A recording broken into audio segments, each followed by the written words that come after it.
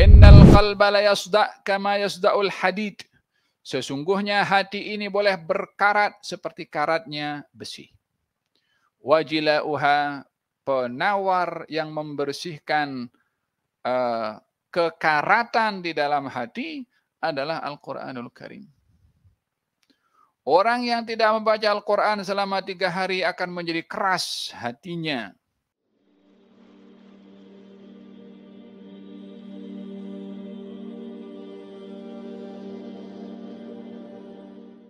Dan Quran itu penawar bagi penyakit-penyakit yang ada di dalam dada.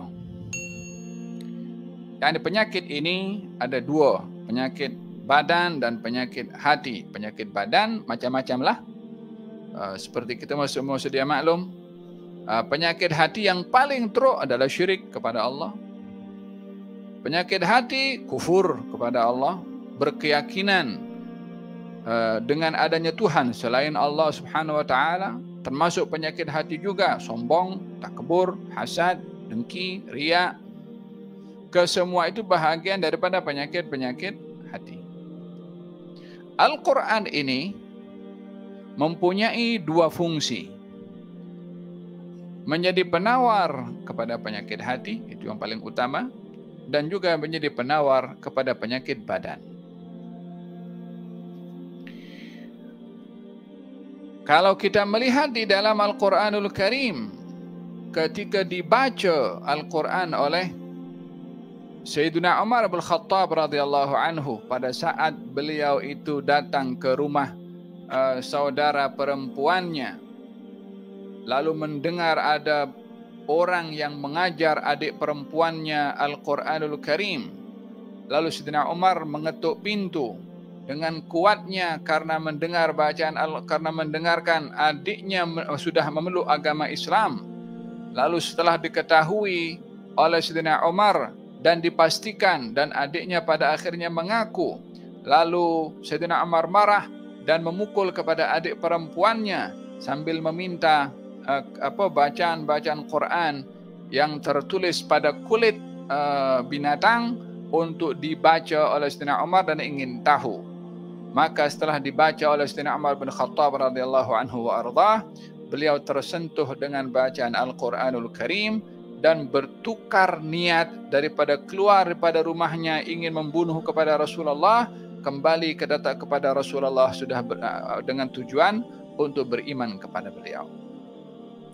Syifa'un lima fis sudur, obat penawar kepada apa yang ada di dalam hati. Innal qalba la yasda' kama yasda'ul hadid. Sesungguhnya hati ini boleh berkarat seperti karatnya besi.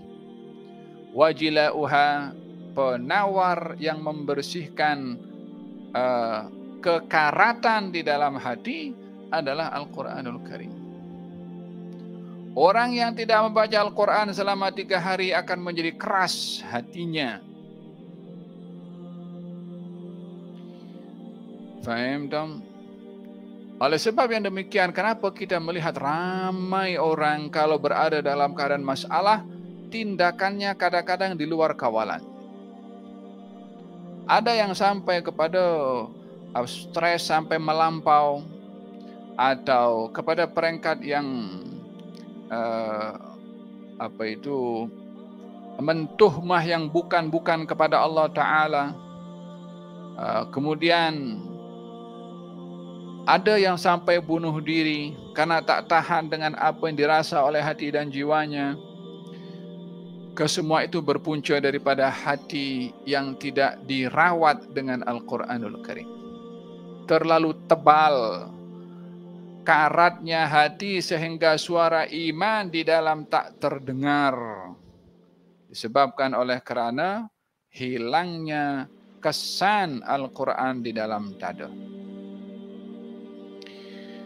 Faham dong?